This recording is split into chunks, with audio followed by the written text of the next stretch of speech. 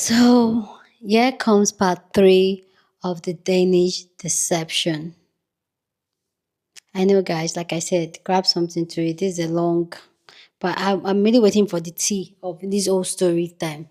Let's get into it. The Danish Deception, Part 9. Okay. So he calls me and he tells me that he's had the worst news that he possibly could have. The IRS has told him that he owes $318,000 in taxes. In addition to that, his dad owes $12 million in taxes. And at this point, I did not have a lot of information about his family money because I've always been the type of person, like, if your parents have money, that means your parents have money. That does not mean you have money. So I didn't even ask details about his parents' finances, but obviously I'm like, if his parents owe $12 million in taxes, they got money.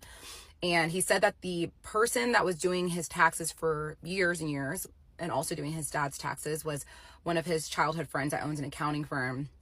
And he's like, we've been paying a lot of money in taxes over the years, so someone must be committing some sort of fraud at this point. And so I'm obviously freaking out. This is a lot of money that he owes. So he said, you know what, I'm going to use the rest of the proceeds from selling my home.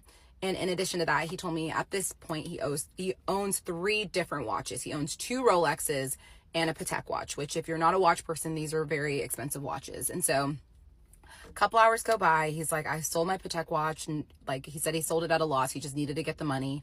He said he's short about 30K. And so he tells me that he's going to reach out to his parents, and his parents are like, we don't care. Like, this is not our problem. This is your problem. Figure it out. And he starts to just, like, continue spiraling. And so he tells me he's going to reach out to 2 of his childhood friends, one of which he was with this friend whenever we met in Croatia. So I knew they've been friends for a while, and then another childhood friend. And he told me, I've helped out these friends so much in the past, like, and it's almost like he was communicating to me that he was owed this money from them. I've never asked friends for money before, so this is like not anything that I'm comfortable with, but I was like, hey, if you feel comfortable doing this, go for it. I had not offered him a cent. So he comes back, says he's going to get 10,000 from one friend and then 5,000 from another friend. And I was like, that's so nice of them. He's like, I've honestly helped them so much in the past that, like, I'm grateful that they're helping me when I'm in need. And so at this point, he's short $15,000. And so he just comes right out and asks me, like, can I borrow it? And I did not say yes right away. I said, listen, I have to pay my taxes too, because I was working at an accounting firm. Obviously that's W-2 income, but I was also doing real estate, and I did very well the year before. So I owed a pretty penny in taxes, and it's March of 2023. So my taxes are coming up pretty soon. And so I told him, I'm like, I'm not comfortable giving you this money because, like, I have to pay taxes too. And now my savings is, like, really starting to, like, I'm starting to feel like the financial impact, and it's starting to stress me out. And he said, I hired a law firm. They've already looked into my tax records. They've already found indicators of fraud. I think I'm going to be able to get this turned around really quickly. And my biggest worry and concern is that if I don't pay this tax bill, it's going to affect my chances of getting a green card. And that's when I start to panic. And now I realize that I was just in a very toxic cycle of emotional manipulation. But after some time, he talks me into loaning him the $15,000. And I remember I only could send him like 3K at a time. And so I remember it was like over like at the course of 5 days. And like every day he'd be like, hey, don't forget to send the payment. And everything about this felt so wrong in my soul, but I did it anyways. And this was not something that I kept quiet about. Like, I told my parents, I told my siblings, like, my ex got this crazy tax bill, and, they were all aware that we were going through this, like, financial hiccup, and I didn't, like, want to be presented as these people with money.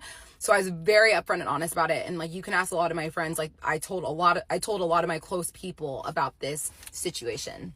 And quick side note, I did not tell them that I was loaning him money. I just told them that he owed a lot of money, and I told them about the overall situation. But at this point, no one knows that I have given him any money.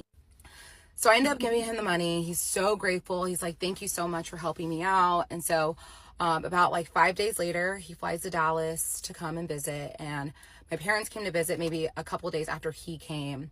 And at this point, he's staying in the living room, not in the bed with me, but he could not go to a hotel because we're like trying to be mindful with spending. So my parents definitely started to bond with my ex a lot more over this trip. Like I remember my dad brought him this Nigerian Igbo cane that my ex had been admiring, that my dad had one. He surprised him, brought him one from Nigeria, and he actually took my dad out and asked him for my hand in marriage, even though we were already married.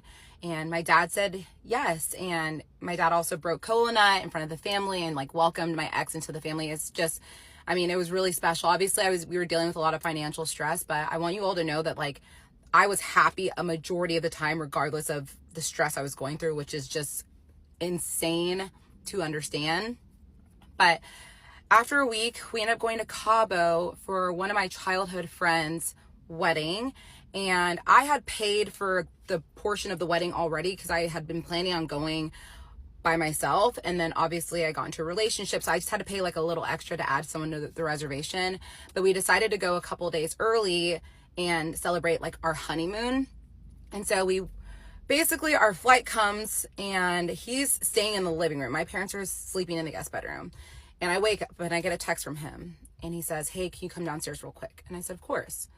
So I go downstairs. I'm like, "What's up?" He said, one of my friends, the friend that he had received $5,000 from for the tax bill, reached out to me and said he's freaking out because his wife really wants to buy this house and he's short a certain amount of money to purchase this home. And obviously he was like, "I feel so bad because he loaned it to me because he was trying to help me out." And my biggest strength and weakness is empathy. And when I saw him hurting because his friend was not able to do something because of the money he had loaned my ex, and at this point I felt like the friend had loaned us the money. It wasn't like he loaned my ex the money because we were married.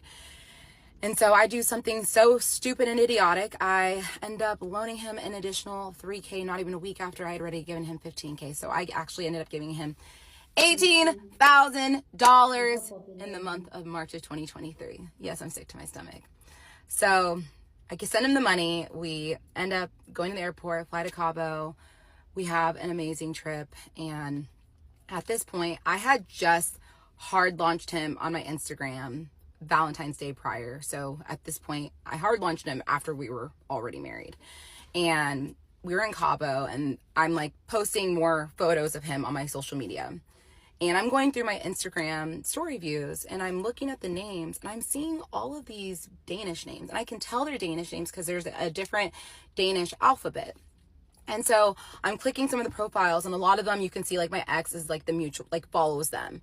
And so I brought it up to him like, "Hey, all these Danish people are watching my story, but I thought it was weird that no one was like following me." I'm like, "These are your friends." Like, and I wanted him to maintain the same friendships in Denmark, even though he was moving to the States, because I never want to be the type of person that takes a man away from like his friends and family. And so I remember I'm clicking profiles and I click a girl's profile and I look at the first picture and I see my ex's dog. And that's something that I actually haven't mentioned. My ex did have a dog, and every time he came to visit, he had a friend that was watching the dog. And whenever he sold his place and decided that he was going to spend more time in Dallas, his dog ended up getting adopted by some people because he's like, "I just am not home enough." And at first I told him like, "Bring the dog to Dallas." Like I wanted the dog to come. And he's like, "No, it's fine. Like, that does not make sense to do." And I supported his decision. And he told me that the ex could not take the dog because she was in med school and was constantly out of the home and she just did not have the capacity to take care of the dog. But I see his dog and it's like a duck-toller retriever. I think that duck-tolling retriever. I think that's how you say it. I saw his dog as a puppy on this girl's profile and I clicked the tag and my ex is tagged. And so I look at him, I go, "Is this your ex-girlfriend?" He was like, "Oh yeah, it is." I was like, "Oh, so she's watching my stories." He's like, "Yeah." I was like, "Okay, that's a little weird." And I remember checking like throughout the course of like every day for like a week and like all these Danish people are still watching my story every day. And I'm like, "Don't you think this is weird that there's like 15 Danish people watching my story every day?" And he was like, "Honestly, I just feel like they're a little bit salty that I like moved on. I'm moving to America. Like, I think they might be a little salty." And he said, "You should just block them all. Like, I'm not gonna lie, this is like a very toxic group of people." And so I was like, "Is that what you want me to do?" He said, "Yeah, just block them all. Like, they're not here for the right reasons. They're just looking to like creep and they're probably just talking a bunch of shit." So I said, "Okay." and I decided to block them all. And so basically, we come back from Cabo, he stays for about a month, and then he goes back to Denmark. And at this point, he had come to visit me so many times. And so I decided, now's my time to go spend time with him in Europe. And with his dad's health and his work, it made sense for me to just, go out of my way to try to spend time with him. And I could work remote at the time. And so I board a flight and I head to Denmark for the first time. And I land in Denmark, and I will continue on in part 10. The Danish Deception, part 10. So I land in Denmark after a couple of layovers, and my ex is waiting after baggage claim. He's waving a Danish flag, and I'm just so excited to be in Denmark for the first time. And so we land, we go to one of his friends' homes because we're staying there for the night. We change, and we go directly to an Easter lunch with him and all of his childhood friends. So I walk in and everyone is just so nice. And it's his childhood friends and like their wives and girlfriends. And everyone was just super kind to me. We were drinking, having fun. After a while, I was super jet lagged. So we ended up going back to his friend's house. That's where we stayed that night. And the following day, he gives me the hometown tour. So he shows me where he got baptized. He shows me his elementary school, and we're just exploring. And I just feel so grateful to like see his roots, see where he grew up. And after the day of exploring, we go to his parents' house, and this is my first time meeting his parents, and I am so nervous. I've always done really well with parents, but this is, different situation because number one, there's not a whole lot of Black people in Denmark, so they're not used to meeting people that look like me. Also, this man has made it very clear that he's moving to America, so you can only imagine how a mother might feel about the woman that's moving her son 5,000 miles away. So I was really nervous, but I'm not even kidding. The second I walked in, me and his mom instantly connected. And I think we bonded over our mutual love for my ex. And so it was his parents and his sister and her boyfriend that she had just recently started dating. We're all at this dinner. She cooked a very traditional Danish meal. It's called flæskesteg. I remember I had seconds, I had thirds. I think that made her fall in love with me even more because what mother doesn't want a girl that's going to eat their food? And so I brought her like a bunch of gifts, her and his father. I brought them gifts from Dallas, and we just really bonded that first day. She brought out all these photo albums and was showing me like my ex's childhood photos, and it was a really special night. And I remember my ex kept being like, "Are you sure you're okay with staying here?" Because one thing I will say is they lived in a very humble home. And listen, I know there's billionaires out there that drive Honda Civics, so I don't judge. I'm never the type of person being like, why are you guys staying in this small house? Spend your money the way you want to spend your money. So I didn't think anything of it. But I was a little bit surprised. And also, Denmark is not the type of place that has all these like big houses. Like a lot of the homes are small regardless of if you have money. But again, didn't think anything of it.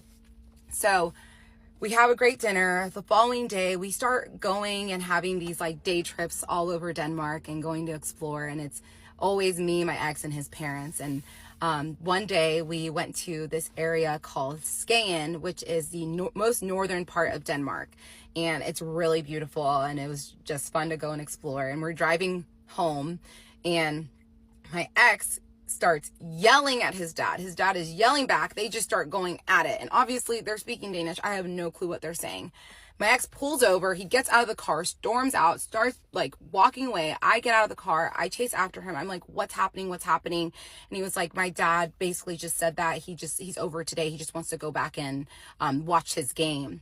And I was like, and he basically said he was really upset because he felt like his dad wasn't making an effort to get to know me.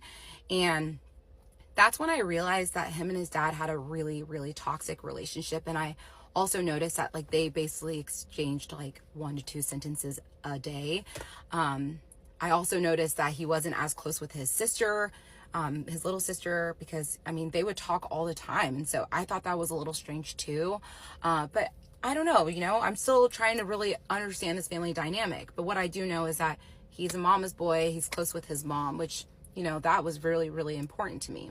There were a few things that I took away from this trip. The first being that he is a little bit embarrassed of his family's home. he kept saying, do you want to go stay in a hotel or Airbnb? Do you want to stay here? And I'm like, why would we not stay here? Like, if I went to go visit my parents and I wanted to stay in an Airbnb, they'd be devastated. I was like, of course we're staying here. And he was like, I know it's not like nice. It's a super old house. They haven't renovated it. Like, I don't understand. They have all this money. Like, why don't they do it? I'm like, it's fine. Like, don't worry. We'll be okay. Another thing I noticed was that I did not meet the older sister. No one spoke of her. And I knew at this point she had one kid at this point. So they talked about her a little bit, but it was kind of like the elephant in the room. Like, no one really talked about it. And, you know, I know they don't have a relationship. They can't be with each other in intimate settings. But overall, like, I did have a good trip with him despite the tension. So after a week, we traveled to Copenhagen, and I remember getting to Copenhagen, and I'm immediately just so happy to be there because this city exceeded my expectations. It's a beautiful, beautiful city. And we ended up staying in a hotel, like a cheaper hotel by the water. And I can stay anywhere. I'm good. I don't need to stay anywhere bougie. And I remember him being like, I hate that we have to stay here. Like, it's not nice. I'm like, I don't care. Like, we have a bed, we have a place to stay. It's okay. And so we spent that whole week just exploring Copenhagen, and then we get ready to travel to Nigeria for my grandmother's burial. And so at this point, we're staying in this hotel, and I remember there was like a laundromat at this hotel, so I was doing laundry, and he said, I'm gonna go and get a few things for my storage unit, because he's moved out of his place at this point. He has a storage unit. And so he comes back home and he has like this Rolex box, and he's like, oh, this is one of my Rolexes. I want to show it to you. And at this point, I had already seen his steel, what's it called? The Batman. I already had seen that watch. He had brought it out for Cabo. So I've seen one of his watches. To Patek, he sold.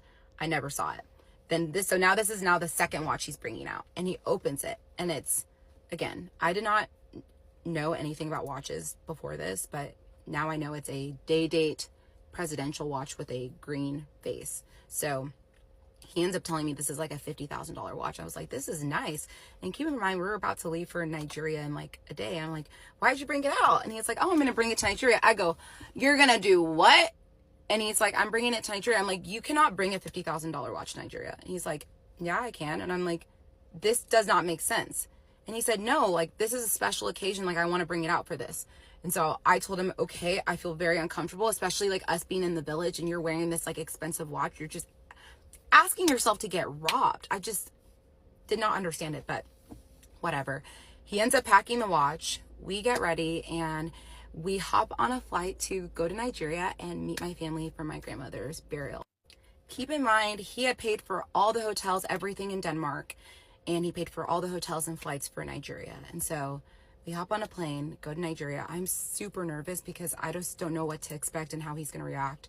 But we meet up with my family, and he does so well. And it was funny because everyone wanted to take photos with him, and he was meeting my extended family, like my grandmother. I never thought I would bring a man home to meet my grandmother. I felt like I fell deeper in love with him, watching him just immerse himself in my culture and be there for my family while we put my grandmother to rest. And it was just a really amazing, beautiful trip. Honestly, there was nothing crazy that happened.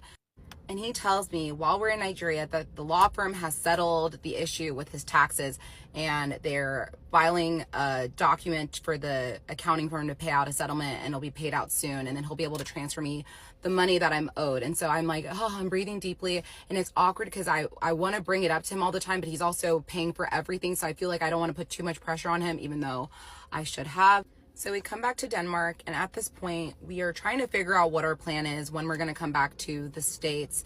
And he says, you know what, like, let's just go back to my parents' house in my hometown. They were actually on a vacation, so the house was empty, and we can figure out what we want to do next. And I said, okay, that sounds good. So we go to his parents' house, and at this point, I'm still working remote. So I remember I was at the dining table working, and he walks up to me, and he says, I have some really, really good news. I was like, what's up? He said, my realtor just reached out to me and said there's a very wealthy family that is interested in purchasing this apartment complex. And I was like, oh my gosh, this is the best news in the world. And he said, there is one caveat, and I will continue on in part 11. The Danish Deception, Part 11. Okay, so he tells me that his realtor has found a buyer for this apartment complex, and there's one caveat. So apparently it's a very wealthy family. He did not know who this wealthy family was, but this family, the way they draft up the contracts, whenever they have to buy a property for tax purposes, and there's like a certain cutoff for when they need to acquire a property, they have like their own contract drafted up that basically requires the buyer and the seller to put money into escrow, so that if the seller changes their mind of selling the house, they get liquidated damages. Basically, make sure the deal goes through. I have never experienced anything like this in my real estate career. Obviously, Denmark is a different country. I didn't really know how real estate worked there. So not only is it different rules and guidelines, but it's also, I've never worked with like a super ultra wealthy family before to understand that this might be a requirement or something added in their contracts. And so I remember being like, how much is it going to be? And he's like, oh, it's going to be like $120,000. I remember just like being like, well, we don't have this money. Like, there's no way we can make this work. And so he said, I'm going to be able to come up with a loan, get a loan from a bank. I've already called them. I can get a loan from them for like $100,000. So we're just going to be short another amount. And at this point, my accounts are dwindling. And because I was in this long distance relationship, I was not focused on doing real estate at all. Like, I had taken a full step back from real estate, but I did have a career where I was making well over 6 figures. So I still was like making a pretty steady income, but my savings had been dwindling down. So I didn't have a whole lot of money left. So I remember at this point, he's like, we should make this deal work. And I'm seeing this as a way to get out of our financial position. And let me just say, my ex, if he wasn't such a narcissistic psychopath, he'd be such a great actor, because the way he sold this stuff to me, like, it was insane. So I remember he said that he was going to take his watches to a store to see if he could get it sold within 24 hours. Obviously, that might be kind of difficult. And so at this point, he was like, how much money do you have? And I was like, I really don't have a whole lot of money to give you. So I remember I gave him like a small amount, maybe like 3,000, because I wanted to make sure I had enough money for like bills and miscellaneous. And I just wanted to have a little bit of cushion. And I was getting stressed out, but he ended up coming up with the money. He says the deal goes through and that it's going to close in 6 weeks. And so he tells me what I think I'm going to do is switch my address from Denmark to the States, especially since I have been living in the States more, and I'll be able to save money on taxes. And at this point, I was like, is this tax evasion? He goes, this is absolutely not tax evasion, because I am spending more time in Dallas than I am in Denmark. And I said, okay, well, if you've done research and you feel certain about this, then I believe you. So the deal goes through. It says it's going to close in 6 weeks. And so he said, we should take a trip to celebrate. And I'm like, we don't have any money.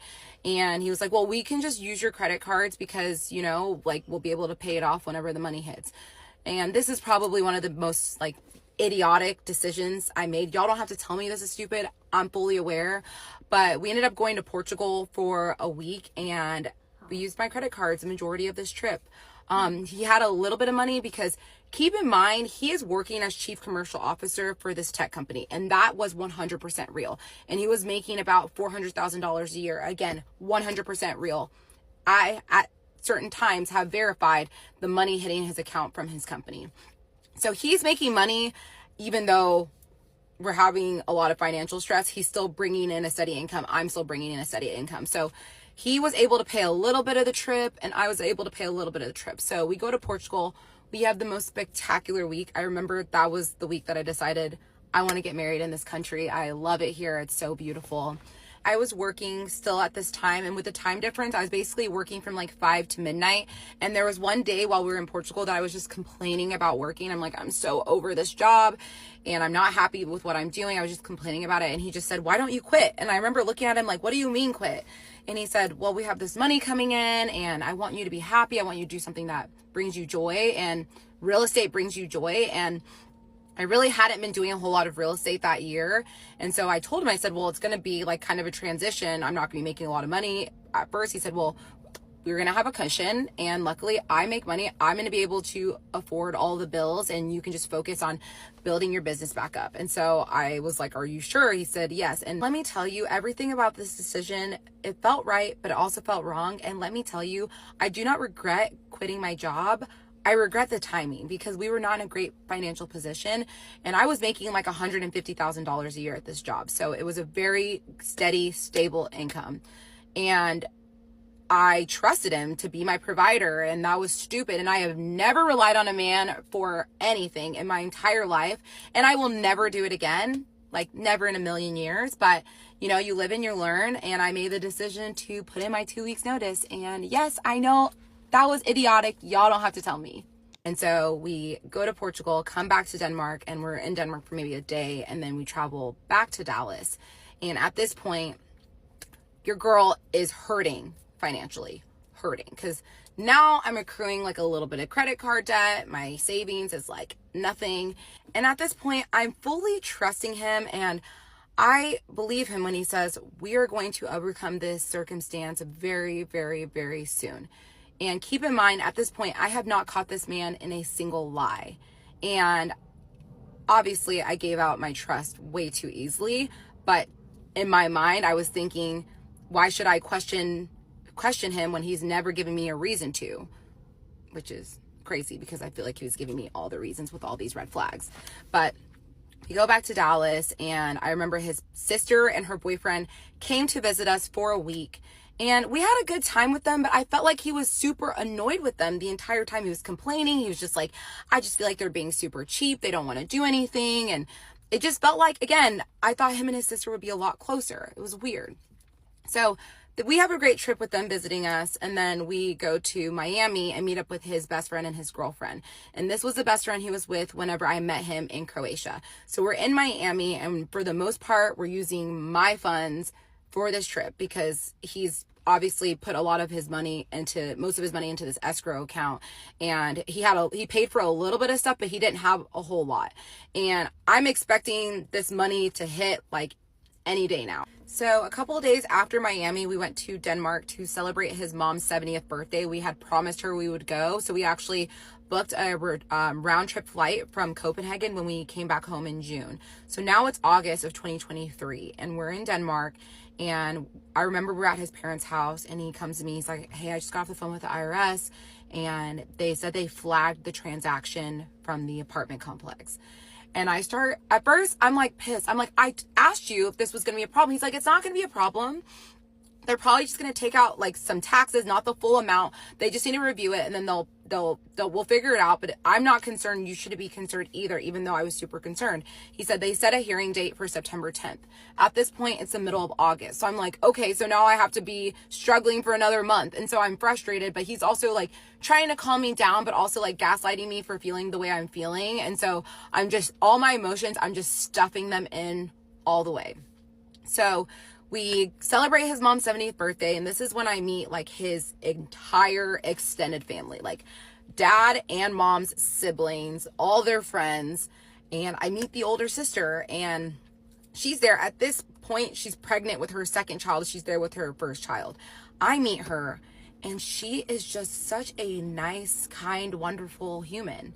And I just can't picture her being this evil, crazy woman that beats his mom. And so I remember just feeling a little at odds about that, but you know, I'm still fully trusting my ex 100%. So a couple days after his mom's birthday, we're all hanging out at his parents' house and we're grilling.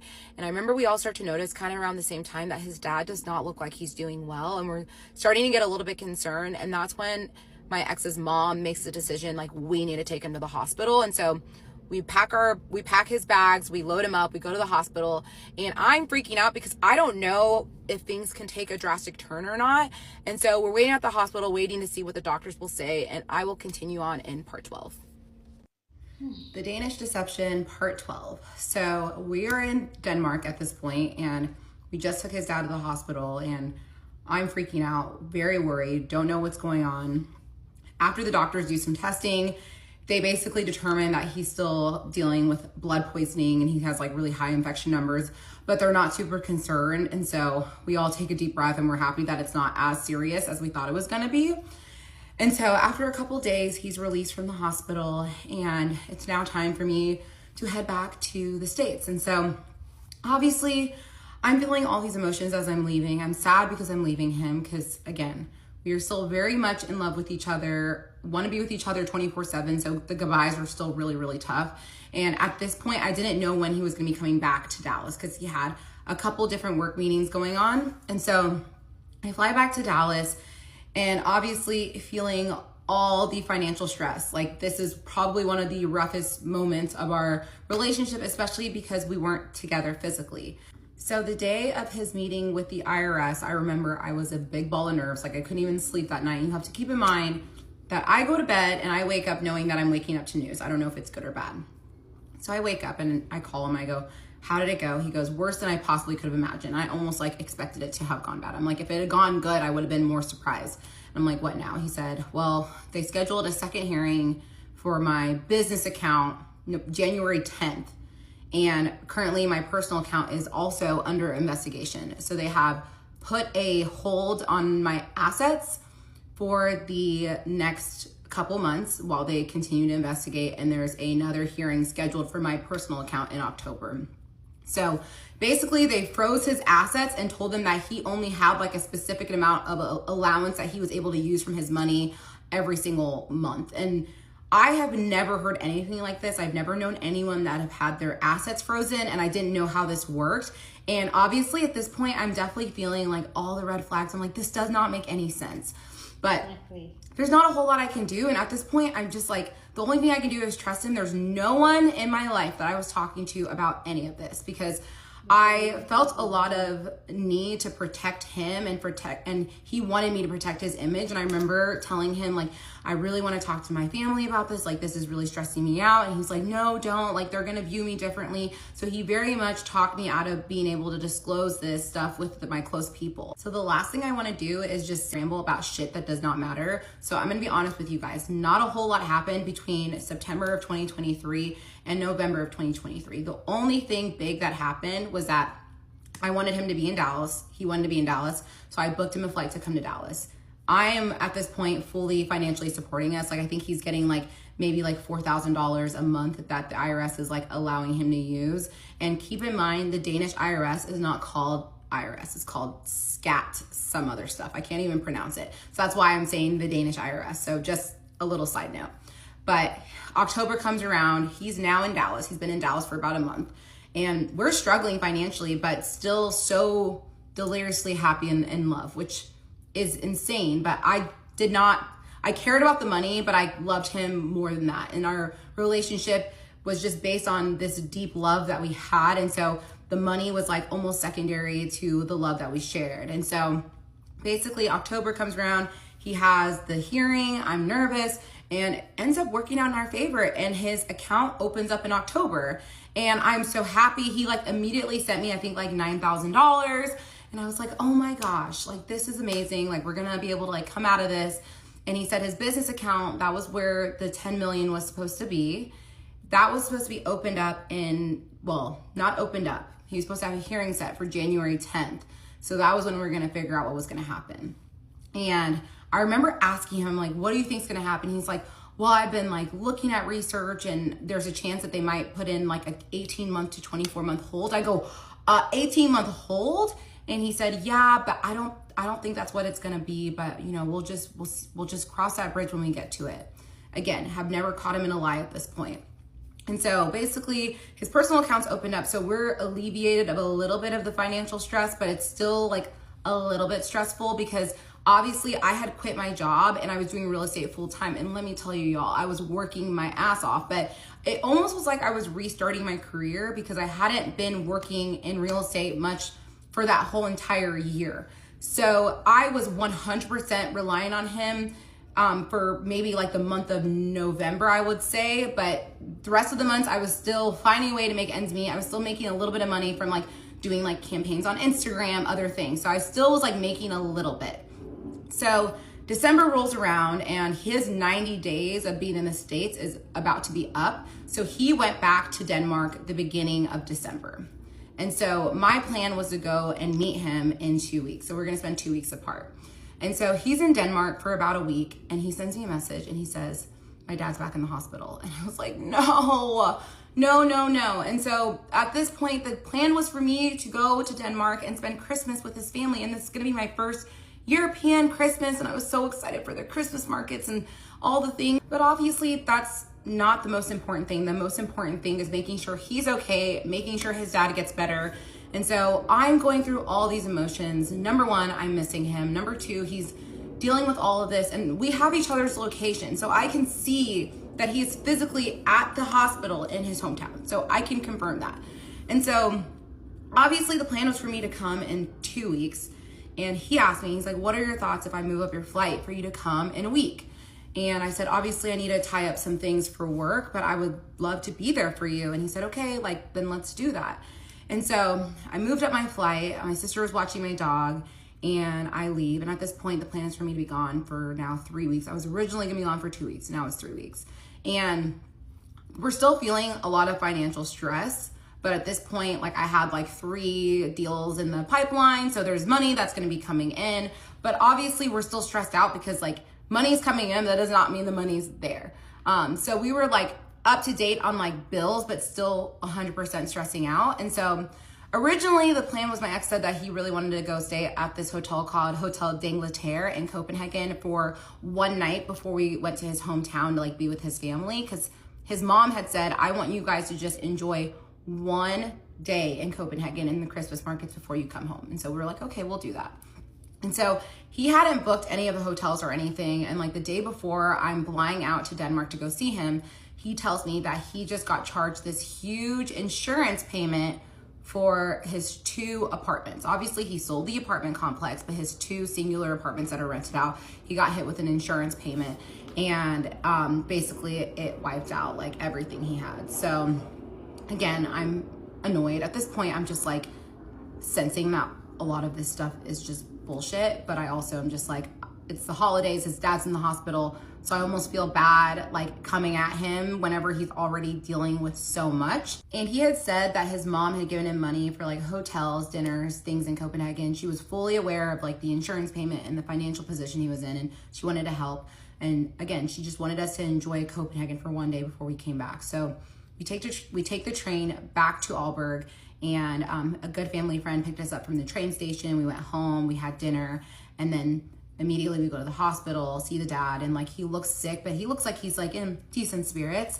And they said he was going to be home for Christmas, and so we were really, really happy about that. So over the course of the next couple days, we're going to the hospital like 2 times, 2, sometimes 3 times a day, just to like take his mom there, check on the dad, make sure everything's going okay. And then the dad comes home, and like obviously he's super weak, and we're like helping him around. But regardless, we had a wonderful Christmas. And even though like we didn't have a lot of money, and I remember like I got him very, very cheap Christmas gifts that year. And same thing for me. I actually told him like, you don't even have to buy me anything. Like the gift is being here with your family. And he got me a few small things, but regardless, it was fine. And the day after Christmas, we had gone to a champagne party at one of his friends' homes. And, you know, I was excited. It wasn't very often that we like went and like hung out with like friends of his. It was very, very rare. And so we went and we were having a good time. And obviously I didn't know a whole lot of people that were there, but his best friend, the one that he was with when I met him in Croatia, he was there. And we were just chatting outside. And before we had left the house, my ex had told me, I really don't want to go out tonight. Like, I just want to go to this party and then come home. And I said, that's totally fine. And so we're at the party, we're outside just hanging out. I'm talking to his best friend. My ex is inside the home. And his best friend tells me, he goes, you guys should come out tonight. Like, please come out. And I was like, honestly, I'm down to go out, but my ex doesn't want to go out. And that was really weird for him because he always is down to like go out and have a good time. So I already thought it was a little strange. And then his best friend looks at me, he goes, oh, he probably doesn't want to run into any of his enemies from his past gambling addiction. I looked at him and I said, what gambling addiction? And his best friend looks at me and goes, you didn't know that he had a gambling addiction? And we will pick up the rest in part 13.